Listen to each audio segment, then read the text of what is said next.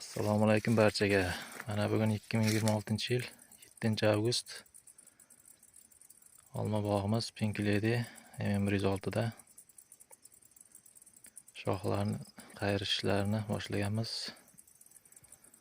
Mana bu ko'rib turganingiz hozir egilmagan holatdagisi. Mana bunisi egilgan holatdagi ko'rinish.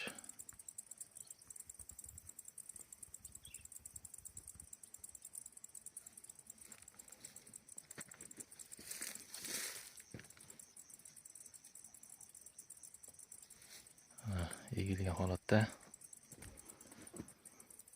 Mana bu egilmagan holatda.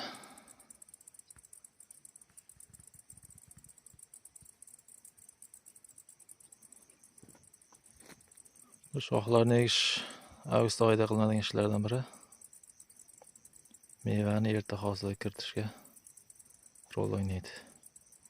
Rahmat barchaga.